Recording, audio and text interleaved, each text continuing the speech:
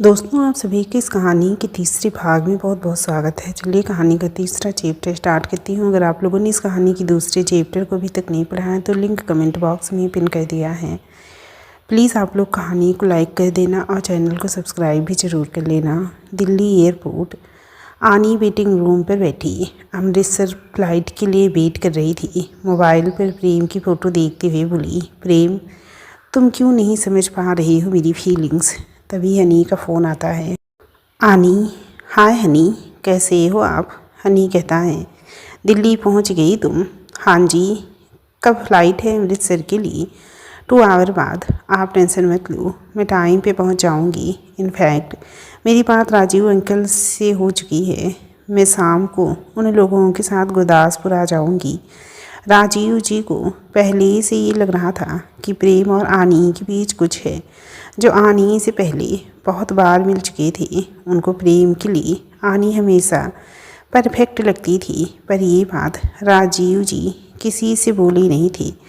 फिर जब पूजा के बारे में रीमा जी बोली तो राजीव जी सोचे, पूजा भी अच्छी लड़की है, पर एक डर लग रहा था। उनका प्रेम विदेश में बड़ा हुआ है।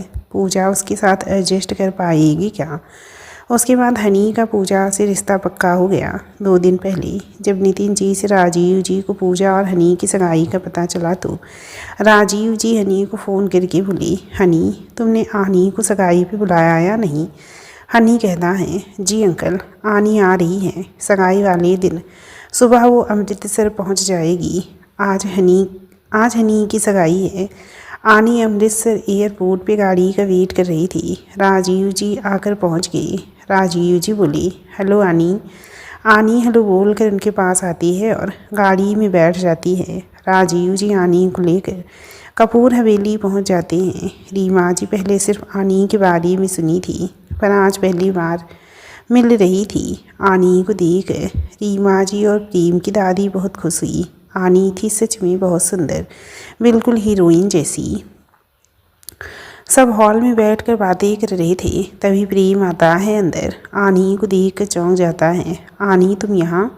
आनी उसकी तरफ देख कर सरप्राइज़ बोल कर जाके प्रेम को फ्रेंडली हक कहती है। प्रेम, तुम कब कैसी यहाँ। रीमा जी कहती हैं, ये क्या पूछ रहे हो प्रेम। आनी हनी का एंगेजमेंट और शादी में शामिल होने आई है और वो हमारे घर ही रुकेगी और कोई सवाल नहीं। तुम जाओ, रेडी हो जाओ, हम सब निकलेंगे अभी हनी की सगाई के लिए। इवनिंग टाइम गुरदासपुर में सगाई एक बड़े होटल पे होने वाली है। होटल के एक रूम में एक लड़की पूजा को रेडी कर रही थी। पूजा एक पीच कलर का लहंगा पहनी हुई थी जो हनी के यहाँ से आया था। उसके लिए पूजा के मामा मामी सिमी मिनी सब आए हुए थे। प्रेम के घर वाले भी पहुँच गए थे। प्रेम की दादी को छोड़कर बाकी सब गए थे। आनी प्रेम के साथ ही थी। प्रेम हनी के गले मिलकर कंग्रेचुलेसन हनी। हनी कहता है, थैंक्स यार। आनी भी हनी से मिलकर विश कहती है। आनी एक लॉन्ग गाउन पहनी हुई थी, बहुत सुंदर लग रही थी। हनी कहता है, you are looking so hot Annie. Annie ये सुनकर स्माइल करके थैंक्स बोलती है। आनी कहती है, हनी अब तो सुधर जाइए, इंगेज होने जा रहे हो। हनी बहुत हैंडसम लग रहा था। सबसे ज़्यादा खुश भी था पूजा जो मिलने वाली थी उसी। और हमारे प्रेम तो as usual always dressing friends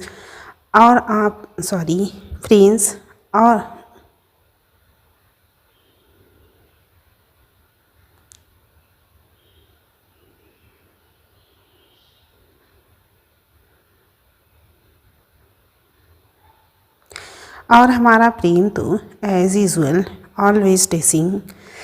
मिमी और नीता प्रेम को देखकर उसके आगे पीछे लग जाती हैं, पर आनी प्रेम के साथ चिपक कर रह रही थी। प्रेम आ तो गया था, पर उसे यहाँ कुछ अच्छा नहीं लग रहा था। वो जल्दी से जल्दी यहाँ से निकल जाना चाहता था। अंदर से घुटन सा महसूस कर रहा था। पर अपने दिल की उलझन को छुपाते हुए मजबूरन सबसे हंस हंस कर बात कर रहा था। कुछ देर बाद सीमा जी, साधना जी और नेहा के साथ पूजा स्टेज पर आई। पूजा को देखकर हनी तो बेहोश होने वाला था, पर रुचि बोली, पाजी मुँह बंद कर लीजिए। हनी हंसते हुए बोला, रुचि तेरी भाभी तो मेरी जान ले लेंगी। स्टेज के पास खड़ा प्रेम जब पूजा को देखा तो वो पलक झपकाना ही भूल गया। आनी बोली, वाओ सो ब्यूटीफुल, पंजाब में इतनी ब्यूटीफुल लड़की है, आई कांट बिलीव। पूजा कुछ ऐसी दिख रही थी। प्रेम को वहाँ सिर्फ पूजा के अलावा और कोई नहीं दिख रहा था। रीमा जी जब पूजा को देखी तो उनको हनी के लिए खुशी और प्रेम के लिए बहुत अफसोस हुआ, पर वो करती भी क्या। सगाई की रस्में शुरू होने लगी। हनी पूजा को देखे जा रहा था, पर पूजा ने एक बार भी ऊपर मुंह उठाकर हनी की तरफ नहीं देखा। उसके दिल में भी बड़ी उलझन सी मची हुई थी। दोनों ने रिंग एक्सचेंज कर लिए। सब उन दोनों को बधाइयाँ देने लगी। प्रेम के दिल में ऐसे दर्द उठ रहा था जैसे कोई चाकू लेकर उसके सीने पे बार बार चोट मार रहा है। रीमा जी प्रेम को देखकर उनके पास आई। बोलो, क्या हुआ बेटा, कुछ परेशानी है क्या? प्रेम कहता है, आई एम फाइन मम्मी। आनी पूजा के पास आकर उसे गले मिलते हुए विश की और अपने आप को इंट्रोड्यूस की और बोली, तुम बहुत खूबसूरत हो पूजा, हनी बहुत लकी है। रीमा जी दोनों के पास आकर दोनों को विश की और आशीर्वाद दिया। पूजा के गले मिलते हुए, खुश रहो बेटा, तुम्हें दुनिया की सारी खुशियाँ मिली। पूजा उनके पैर छूकर प्रणाम की। फिर पूजा ने सब बड़ों के पैर छूकर आशीर्वाद लिया। जस्सी जी, हनी की मम्मी, उनके हस्बैंड से बोली, कितनी प्यारी है हमारी बहू, थाल लेकर घुमाती तभी इतनी थाल लेकर घूमती तब भी इतनी सुंदर और संस्कारी लड़की हमारी हनी के लिए नहीं ढूंढ पाते। लाजपाल जी, हनी के पापा सही बोल रही हो, बहुत प्यारी सी और गुणी लड़की है। पूजा की चाचा चाची और बहनें भी बहुत अच्छी हैं। पास में खड़ी नेहा ये सब सुन रही थी। वो धीरे से अपने आप से बोली, जितनी तारीफ़ करना है कर लीजिए आप लोग पूजा की, आगे उतनी ही जलील उसे आप ही करेंगी। और हनी जी की दुल्हन और आपके घर की बहू सिर्फ और सिर्फ नेहा ही बनेगी। आज का दिन तुम्हारा है पूजा, मज़े से एंजॉय करो, क्योंकि आगे चल गए तो सिर्फ रोना ही रोना है तुम्हें। पूजा इधर उधर देख रही होती है तो उसे प्रेम थोड़ी दूर पे खड़ा नज़र आता है। उसको प्रेम से सॉरी बोलना है, पर कैसे बोले इतनी भीड़ में। प्रेम पूजा को गुस्से और नाराज़गी से देख रहा था। पता नहीं क्यों उसे पूजा पे बहुत गुस्सा आ रहा था। प्रेम को घुटन सी महसूस हो रही थी। वो अपनी इस तकलीफ़ को दूर करने के लिए स्मोकिंग करने का सोचा। फिर प्रेम स्मोकिंग करने के लिए उसी फ्लोर के उस रूम में चला गया। सगाई के बाद केक कटिंग भी हुई। रुचि पूजा को केक खिला रही थी, तभी केक उसके लहंगे पे गिर गया। रुचि कहती है, सॉरी परजाई जी, गलती से गिर गया। पूजा कहती है, कोई बात नहीं रुचि, इसे मैं साफ़ करके आती हूँ। रुचि बोली, मैं भी आपके साथ चलती हूँ। मिनी भी बोली, मैं भी आती हूँ आपके साथ दी। रुचि और मिनी दोनों पूजा को लेकर लेडीज उस रूम गए। उस रूम के अंदर मिनी टिश्यू से पूजा के लहंगे को साफ़ करने लगती है। रुचि का फ़ोन बजता है तो वो बाहर निकलकर थोड़ी दूर चली जाती है। लहंगा साफ़ होने के बाद मिनी बोली, दी आप थोड़ा वेट करेंगी, मैं अपना मेकअप ठीक कर लूँ। पूजा हल्के से स्माइल करते हैं, ठीक है तो करके आ, मैं बाहर वेट कर रही हूँ। पूजा इतना बोलकर उस रूम के बाहर खड़ी रहती है। दूसरी तरफ उस रूम पे प्रेम स्मोकिंग करने के बाद थोड़ा बेटर फील करता है और बाहर निकलकर जैसे ही मुड़ता है तो सामने पूजा खड़ी थी।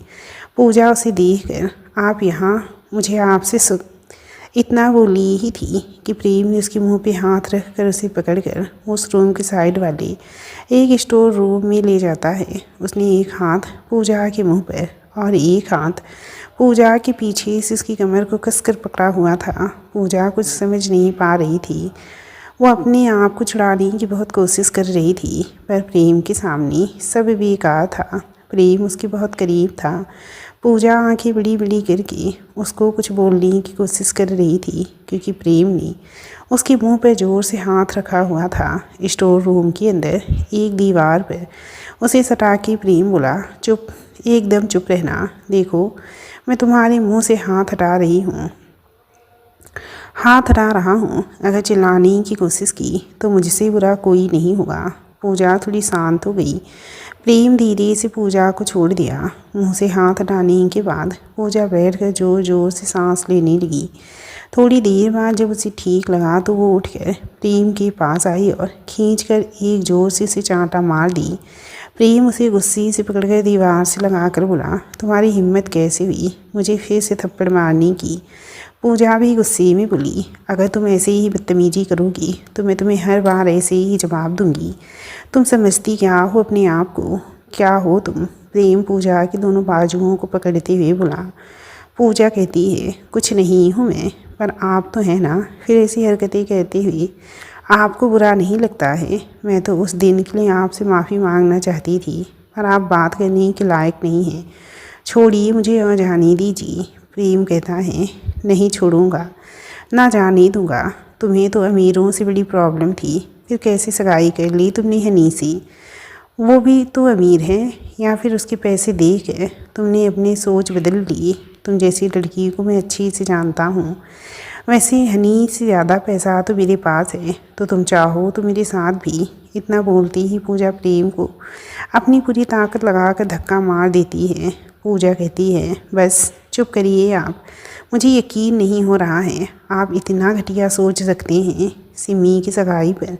आपकी फैमिली ने जो मदद की, मुझे लगा कि आप भी अपने पापा की तरह होंगी, पर आप जैसे घमंडी और गिरा हुआ इंसान मैंने कभी नहीं देखा है। हाँ, अगर आप दुनिया के आखिरी इंसान भी होंगे ना, तभी भी मैं आपकी ओर नहीं देखूंगी, और आज के बाद आप कभी भी मेरे सामने मत आइएगा। इतना बोल कर वो दरवाजे के पास गई तो मिनी दरवाजे पे खड़ी हुई थी। उसने सारी बातें सुन ली थी।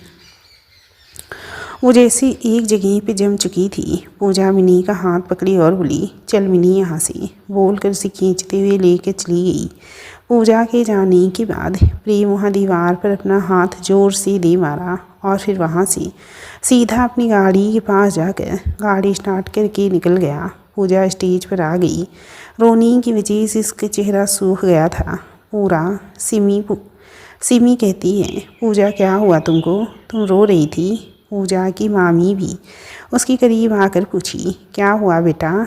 मिनी पूजा के साथ ही थी। उसने बोला, मम्मी जी। वो पूजा दी अपने मम्मी पापा को याद कर रही थी। इतना सुनते ही पूजा अपनी मामी जी को पकड़ कर रोने लगी। रीमा जी पूजा को रोते हुए देखकर उसके पास आ गई। रीमा जी भी पूजा के सिर पे हाथ रख कर बोली, हमें पता है बेटा, उनकी कमी कोई नहीं भर पाएगा, पर हम सब हैं ना, और हनी बहुत अच्छा लड़का है। वो तुम्हें कभी भी अपनों की कमी का एहसास होने नहीं देगा। मिनी रीमा जी की वो देख कर सोची, रीमा आंटी इतनी अच्छी हैं और प्रेम जी बहुत बुरे। मैं तो उनको बहुत अच्छा इंसान सोच रही थी, पर उन्होंने पूजा दीदी के साथ आखिर ऐसा क्यों किया? पता लगाना पड़ेगा। कुछ देर बाद सब लोग अपने अपने घर जाने लगे। रीमा जी प्रेम को ढूंढ रही थी। उन्होंने हनी, आनी, राजीव जी सबसे पूछा, पर किसी को पता नहीं था प्रेम कहाँ है। फ़ोन भी नहीं उठा रहा था। सब परेशान हो गए थे, आखिर प्रेम कहाँ है? सबको टेंशन होने लगी थी। पूजा के घर वाले भी, मतलब उसके चाचा चाची और मामी जी, मामा जी की फैमिली, सब परेशान थे। राजीव जी परेशान होकर पुलिस कमिश्नर को फ़ोन किए। कमिश्नर सर, राजीव जी कहते हैं कमिश्नर सर कहते हैं, राजीव जी आप टेंशन मत लीजिए, हम प्रेम के फ़ोन को ट्रेस करने की कोशिश कर रहे हैं। रीमा जी का तो रो रो कर बुरा हाल था। हनी, आनी भी बहुत परेशान थे। राजीव जी रीमा जी को संभालते हुए नितिन जी से बोले। राजीव जी कहते हैं, नितिन आप सब पूजा और बाकी सबको लेकर घर जाइए। हम लोग भी राजपाल जी के साथ हनी के घर जा रहे हैं। कमिश्नर सर प्रेम के फ़ोन को ट्रेस कर रहे हैं। जल्दी ही प्रेम का पता लग जाएगा। हनी कहता है, जी अंकल चलिए, मैं भी यहाँ की पुलिस से बात कर चुका हूँ। थोड़ी देर में प्रेम हमारे साथ होगा। पूजा एक जगह बुत बनी बैठी हुई थी। नितिन जी पूजा और बाकी सबको लेकर पूजा के घर आ गए। घर पर आकर पूजा की चाची बोलने लगी, अच्छा खासा फंक्शन को ख़राब कर दिया। इतना बड़ा मुंडा कहाँ गायब हो गया? ज़मीन खा गई या आसमान निकल गया? नेहा अपनी मम्मी के करीब आकर बोली, मम्मी चुप रहो, आप नहीं जानते हो, आप बहुत बड़ा आदमी है वो, और आपके होने वाले दामाद हनी जी का बेस्ट फ्रेंड है, साधना जी। नेहा की बात सुन चुप हो गई। पूजा अपने कमरे में जाकर कपड़े चेंज करके बेड पे बैठ गई। मिनी उसके रूम में आकर बोली, दी आप थक गई हैं, आराम कीजिए, मैं बाहर पापा के साथ बैठी हूँ। वो राजीव अंकल से बात कर रहे हैं। राजीव अंकल को कुछ पता चलते ही प्रेम जी के बारे में वो बोलेंगे। फिर कुछ देर पूजा के और देख कर बोली, वैसे दी अच्छा ही हुआ जो चले गए यहाँ से, आपको कितना रुलाया उन्होंने। मिनी ने इतना बोलती ही पूजा की आंखों से आंसू अपने आप गिरने लगी। मिनी पूजा को देखकर उसके पास आकर बैठ गई और पूजा आंसुओं को पोंछते हुए आप फिर रो रही हो?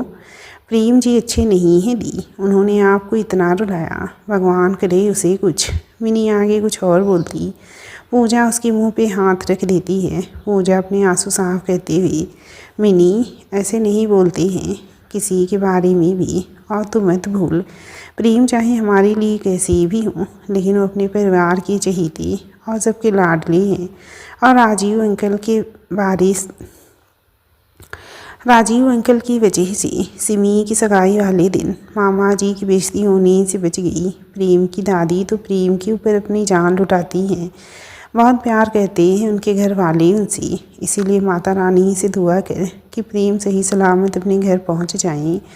कुछ देर बाद कमिश्नर सर का फ़ोन आता है राजीव जी को। राजीव जी परेशान होते हुए, हेलो, कुछ पता चला प्रेम का? कमिश्नर सर कहते हैं, हाँ राजीव जी, प्रेम का पता चल चुका है। वो अमृतसर के रास्ते पर उनका एक छोटा सा एक्सीडेंट हो गया था, वो बेहोश हो गए थे। हमारे स्टाफ ने उनको अमृतसर की गुरु नानक हॉस्पिटल में ले गए हैं।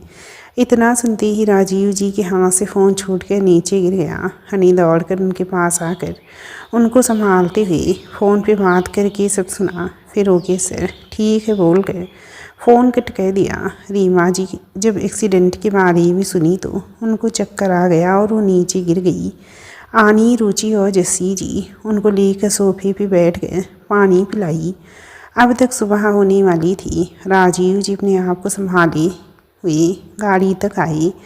रीमा जी और आनी भी आकर गाड़ी में बैठ गई। हनी राजीव जी से चाबी लेकर उनको पैसेंजर सीट पे बैठने को बोला और खुद ड्राइव सीट पे बैठ गया। लाजपाल जी बोली, हनी पुत्र तो चल, मैं पीछे आता हूँ।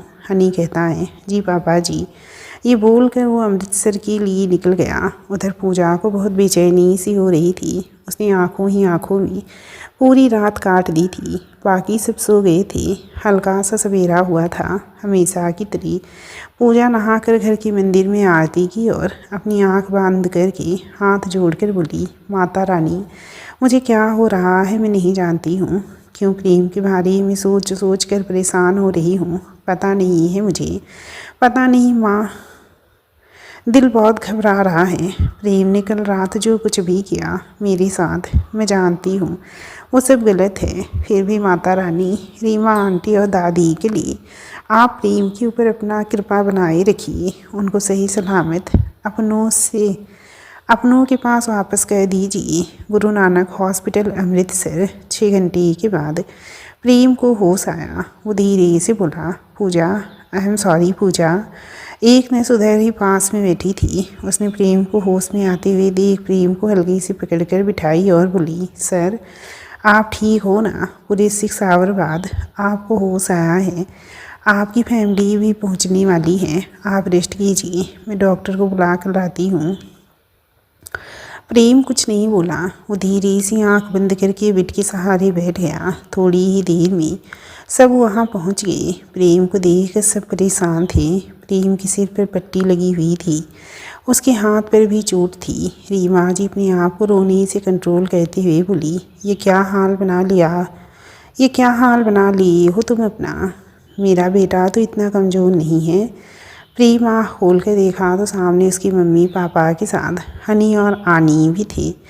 थोड़ी देर बाद लाजपाल जी भी पहुंच गए। राजीव जी कहते हैं, ये सब कैसे हुआ बेटा।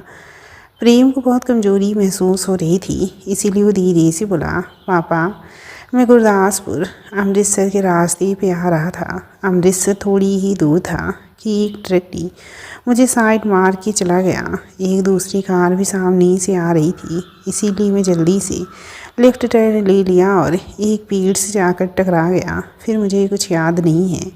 तभी कमिश्नर सर आते हुए बोले। कमिश्नर सर कहते हैं, काफ़ी अंधेरा था, इसीलिए इनको कोई वहाँ देखा नहीं। और जब हमारे पास राजीव जी का फ़ोन आया तो हमने प्रेम के फ़ोन को ट्रेस कर लिया, क्योंकि इनके फ़ोन पर बिल जा रही थी और हमारे स्टाफ इनको यहाँ हॉस्पिटल ले आए। राजीव जी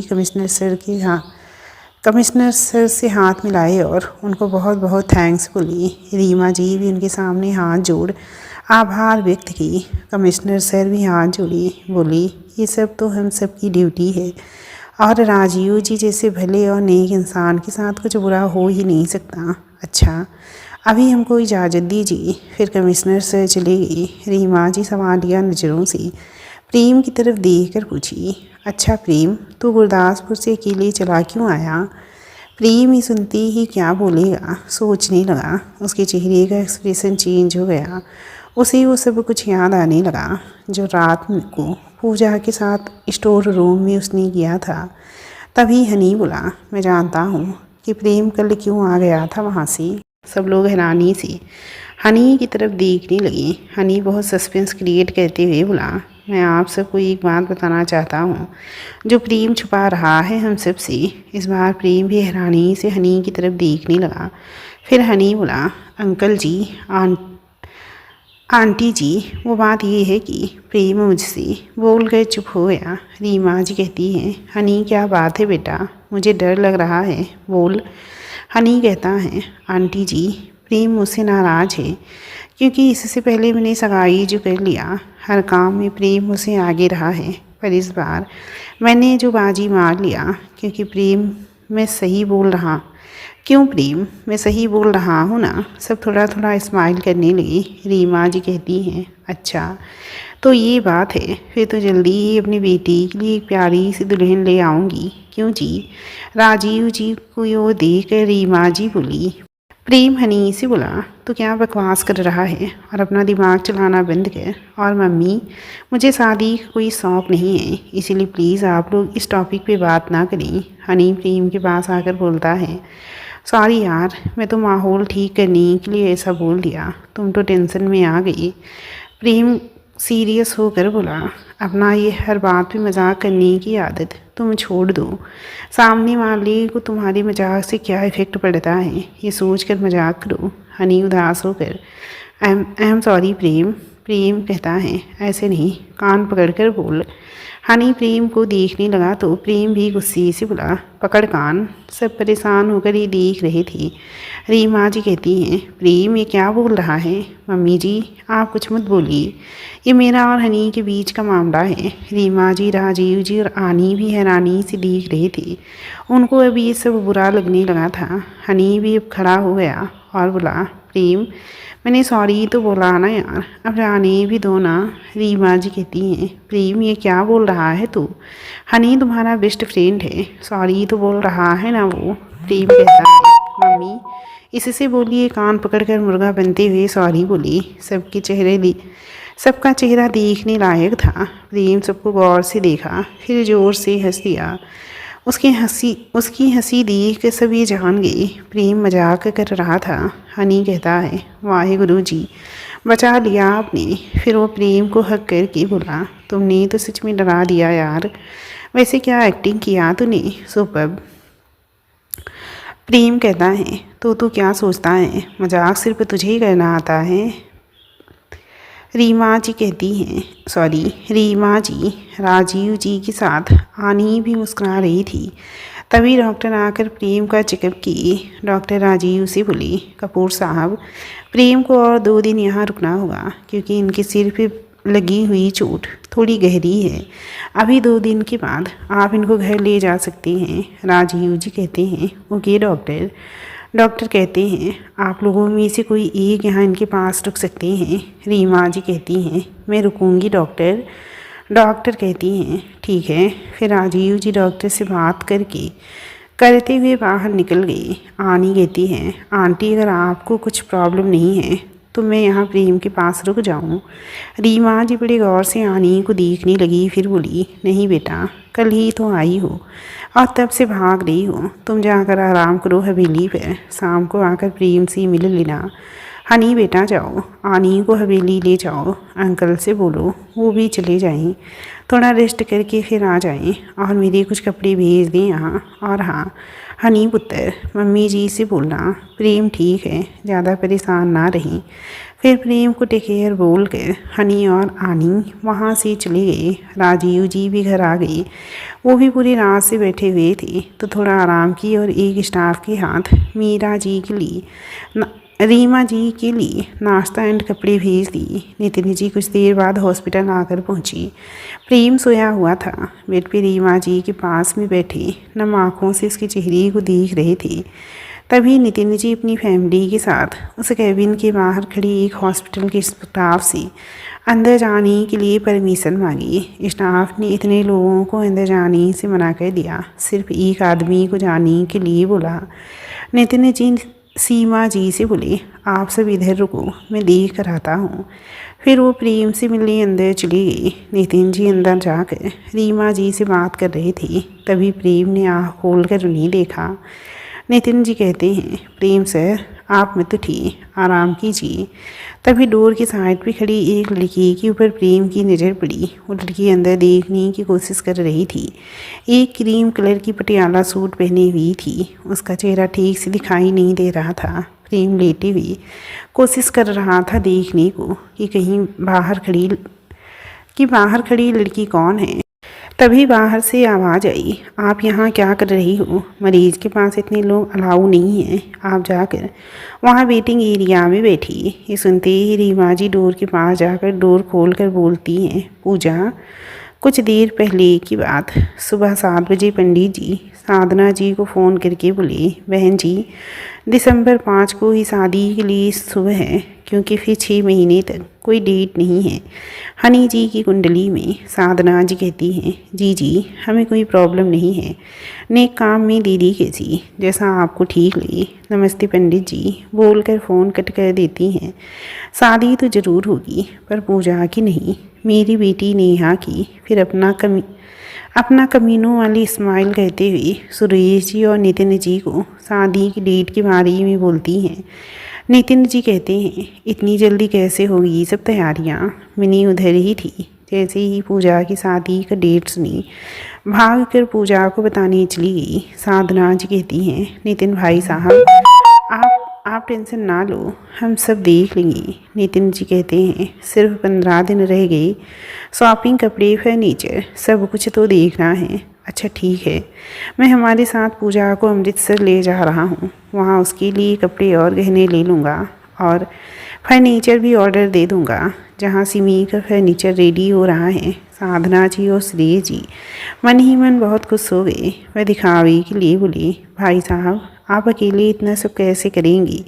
हम लोग कहीं ना कहीं से सब अरेंजमेंट कर लेंगी। नितिन जी बोले, कोई बात नहीं, पूजा मेरी दीदी की आखिरी निशानी है, उसकी शादी में कुछ भी कमी नहीं होगी।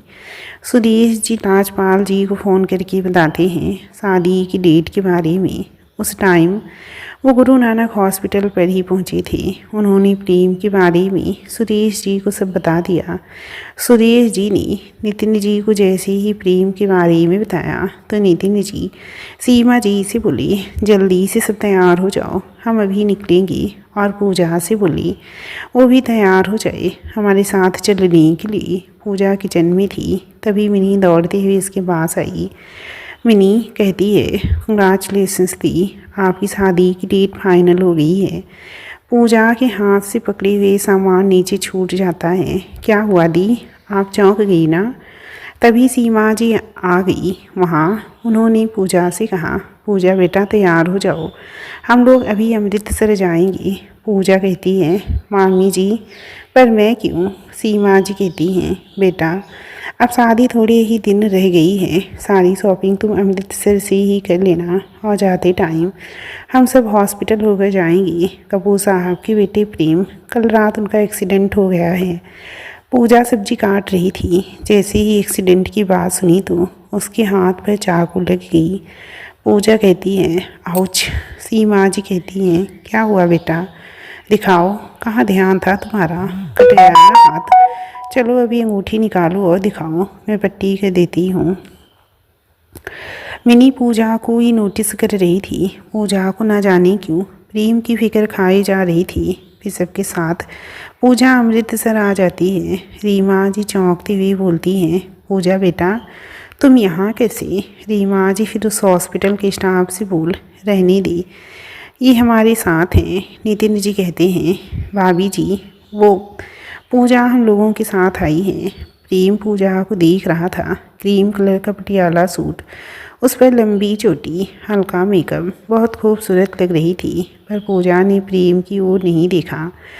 नितिन जी कहते हैं, भाभी जी मैं बाहर हूँ, डॉक्टर से मिलकर आता हूँ। उसी टाइम एक नर्स प्रेम को इंजेक्शन देने आई। उसने प्रेम के हाथ के शर्ट को ऊपर की, फिर सिरिंज पर इंजेक्शन भर के प्रेम को देने के लिए जैसे ही प्रेम के हाथ पर लगाई तो पूजा ने अपने हाथ की मुट्ठी को भीड़ कर अपनी आंख बंद कर लेती है। प्रेम पूजा की ओर ही देख रहा था। उसने जब पूजा को ऐसे देखा तो उसने अपना चेहरा नीचे करके थोड़ा सा मुस्कुरा दिया। रीमा जी कहती हैं, दर्द हुआ बेटा? प्रेम कहता है, मम्मी मैं लड़की नहीं हूँ जो इंजेक्शन से डर जाऊँ। पूजा ये सुनते ही प्रेम को घूर कर देखी। प्रेम की नज़र अचानक पूजा की उंगली पे लगी पट्टी पे पड़ी। ये उसकी रिंग फिंगर थी। पट्टी की वजह से उसने एंगेजमेंट वाली रिंग उतार दी थी। पूजा ने प्रेम को उसके हाथ की तरफ देखते ही देख लिया तो वो कटे हुए हाथ को दूसरे हाथ से छुपाने की कोशिश करने लगी। रीमा जी पूजा से कहती हैं, पूजा बेटा आप यहाँ आई, हमें बहुत अच्छा लगा। पूजा कुछ बोल ही नहीं पाई। पता नहीं उसे क्या हो रहा था। प्रेम को देख कल रात की वजह से उसे गुस्सा आ रहा था और प्रेम की चोट देखकर उसे बहुत दर्द भी हो रहा था। इसी कस्म में थी वो। रीमा जी प्रेम से कहती हैं, थोड़ा जूस पी लो बेटा। प्रेम ने मना कर दिया। रीमा जी पूजा से कहती हैं, पूजा तुम ही थोड़ा समझाओ इसे कि जूस नहीं पिएगा तो ठीक कैसे होगा? अब तो तुम्हारा भी हक बनता है इस पर। ये सुनते ही प्रेम और पूजा एक दूसरे को देखने लगी। रीमा जी आगे बोली, अरे इसमें चौंकने जैसी क्या बात है? हनी प्रेम का बेस्ट फ्रेंड है और तुम उसकी होने वाली वाइफ। प्रेम ने जब ये सुना तो उसके दिल में दर्द सा उठने लगा, जैसे कोई उससे उसके हार्ट को छीन रहा है। गुस्से में उसकी आँख पूरी लाल हो गई। अपने इस इमोशन को छुपाने के लिए उसने अपनी आंख बंद कर ली। नितिन जी आकर पूजा से बोली, चलें पूजा। फिर वो रीमा जी को बोलकर वहाँ से चली गई। उनके जाने के बाद रीमा जी कहती हैं, हनी बहुत लकी है जो उसे पूजा मिल रही है। प्रेम कहता है। प्रेम आंख बंद करते हुए पूजा के साथ अपनी पहली मुलाकात से लेकर अब तक का सारी मुलाकातें याद करने लगा। गुरदासपुर। नेहा अपनी मम्मी से, मम्मी मैंने सारा कुछ सेट कर दिया है, बस शादी वाले दिन का इंतजार है। पूजा को तो किसी के सामने चेहरा दिखाने लायक नहीं छोड़ूंगी मैं, और हनी जी सिर्फ और सिर्फ मेरी होंगी। आखिर किस्मत को क्या मंजूर है ये तो हमको आगे चलकर ही पता चलेगा। और नेहा आखिर क्या करेगी पूजा के साथ, और कैसे होगा प्रेम पूजा के आगे का सफ़र। तो प्लीज़ जानना चाहते हैं तो कहानी में बने रहिएगा। आगे के पार्ट्स बहुत ही रोमांटिक होने वाले हैं। चलिए मिलती हूँ कहानी के नेक्स्ट चैप्टर के साथ। तब तक के लिए नमस्कार।